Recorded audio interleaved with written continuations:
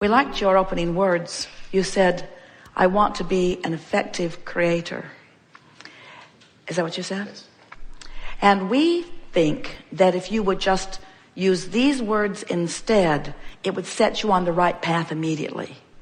I want to be an effective allower of what I have already created. Because the creation part is done. You've been sifting. You've filled your vortex full. There's enough in your vortex to keep you busy for 20 or 30 lifetimes. In other words, you have created it. It has been created. So what you want to do is figure out how to allow yourself alignment with what's created. And then from inside the vortex, the path to the manifestation of it will occur to you. You see, the difference between your vocabulary and ours is that you mean created manifested, and we mean created vortexed, and then we mean allowed manifested. Follow? It's in there. We were visiting with a beautiful woman recently who has been wanting to get pregnant. Not getting pregnant, not getting pregnant, not getting pregnant, wanting to be pregnant, wanting to be pregnant. Several conversations with her over a period of years about it. And then last time we saw her in Los Angeles, she announced to us and to several people in the audience who knew her, they'd been following the saga of her pregnancy for a while. I'm 4 months pregnant, she announced. And of course she and everyone else was delighted. And as the day went on, we took opportunity to point out several things around the pregnancy. We pointed out to her that even though she is now elated because she's no longer wrapped up in the absence of baby, she still doesn't have a baby in her arms yet. She's still not walking the baby, taking the baby trick-or-treating. That's something she's really looking forward to. She's still not feeding the baby. She's still not taking, well, just that one picture of the baby, but she doesn't actually have the baby experience yet in the way she wants it. And so we said to everyone, your vortex is pregnant with all of your desires. If you could see the shift in this woman from not being pregnant to being pregnant, even though she doesn't have the baby yet, we would like all of you to take that shift. In other words, it's created. Your vortex is full of what you've created. Now you just get to play the fun game of figuring how, as in your words, which is what you're wisely looking for, how to release the resistance to allow it to come. Now we want to talk about this because over time, if you've been listening to us for a while, we have offered so many different processes and guided you in so many different mindsets to help you get a sense of this focusing of this energy. We talked about pivoting in the beginning. When you know what you don't want, you know what you do want. So think about what you do want.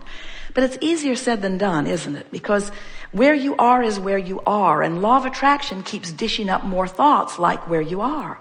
So it's all well and good for Abraham or someone to say to you, focus upon what you want.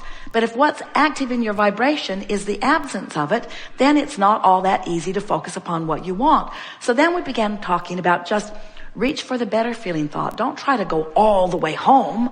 Don't try to get all the way into the pure positive energy. Just find something that's a little less negative. Find something, just lean a little in the direction. Try to find a better feeling thought. We offered processes like focus wheels and all kinds of things to get you thinking more in the direction of what you want. And many of you have made progress along the way. But today, we want to talk about something that we believe is infinitely more productive. And your question really cues it up in a powerful way.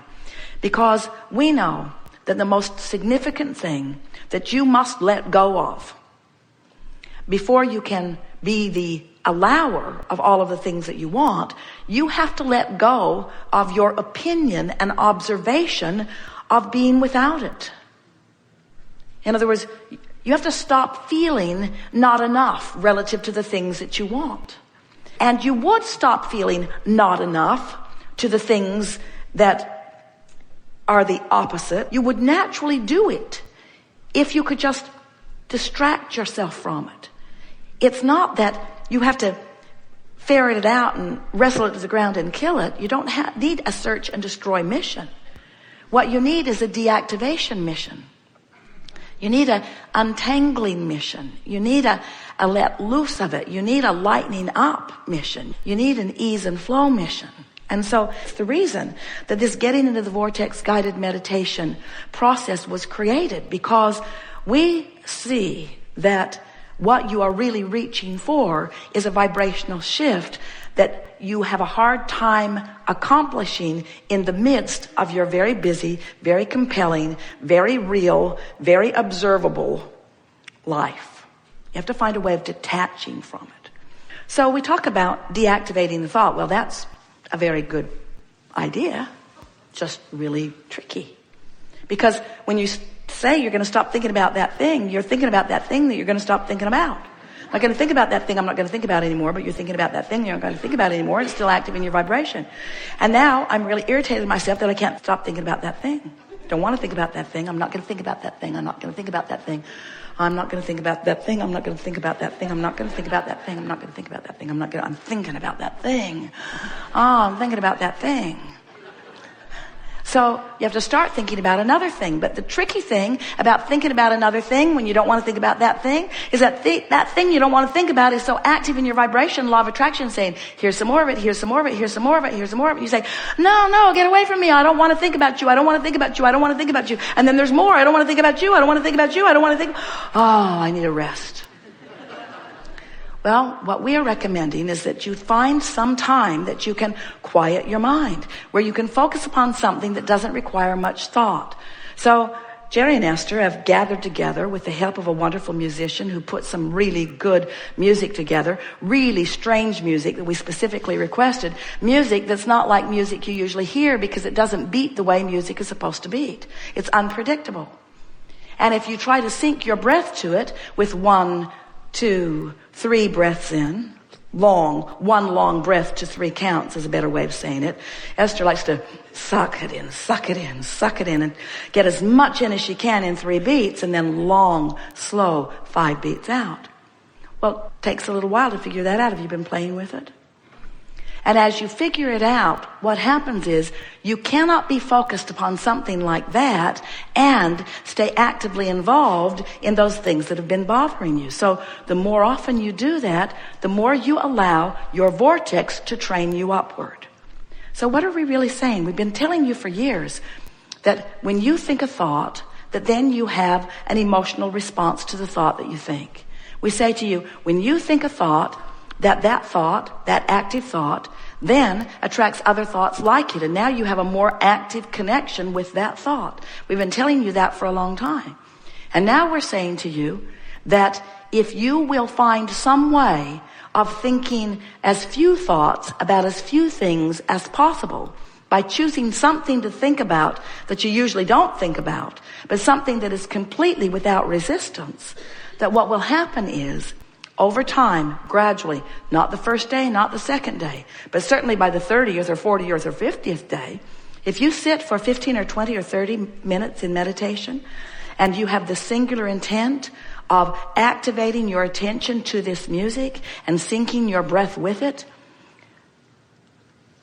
after a little while, the words that we are speaking in the background will come to the forefront, and you'll realize that you are actively involved in thought that is inside the vortex.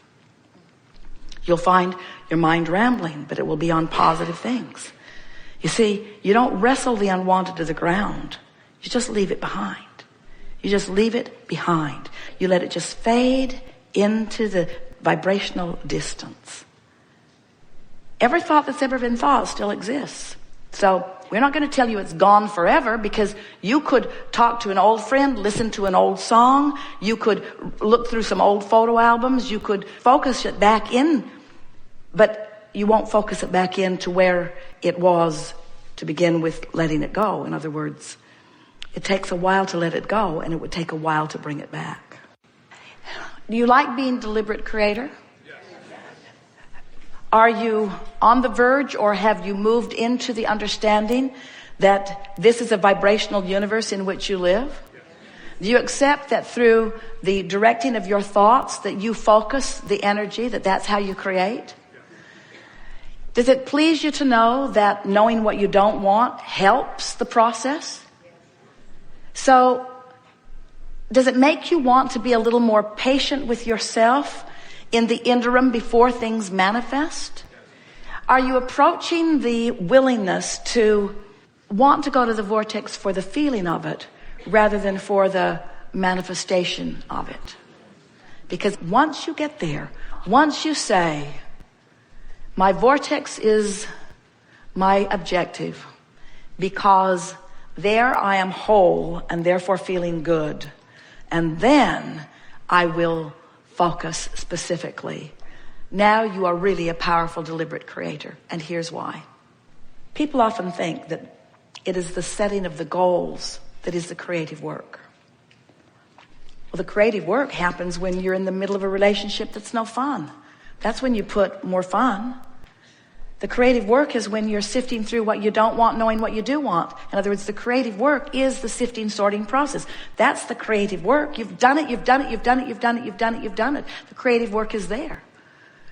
Then people think, oh, I have to get really specific about this thing that I want. But when they're really specific, when they don't have it, what do? They hold themselves away from it. You follow that, don't you? We've been talking about that all morning. So when they're not in the vortex and they're really specific about what they want, I want this person to be this tall and have this much money and have this color of eyes and to call me this and to do these things and to have this agenda and to have this heart. When you're saying all of those things and you're not in the vortex, but you're being specific because you think you're supposed to be specific, because that surely must be what deliberate creating is, you just hold yourself out there, having more experiences you don't want, more experiences that you don't want. Too specific. But then you get general. You quiet your mind. You bask more. You have a massage. You put your feet in the water. You pet your cat. You listen to the meditation CD. You listen to music. You do more of those things that ratchets the specifics down. So you're more general. And then you flow right into the first lock of the vortex canal. And now, when you think about what you want, you do it because it feels good to think about what you want, not because you're trying to be specific in order to make things happen. Can you hear the difference? Now you're talking about it because it feels good. Now you're talking about it because you can't stand not to talk about it. Now you're talking about it because it's who you are and it's what's showing itself to you. Now you are going with the flow of it. Are you following what we're getting at? This is such an important distinction. You want to get into the vortex and then be specific. So the rule of thumb has always been, be as specific as you can be and still feel good. And when you're not in the vortex, you can't be specific at all and feel good. But once you get into the vortex, that's when you want to start talking about it. Jerry and Esther will get into a moment in time where they're feeling so good, where something that has happened is feeling so good, and they will just milk it.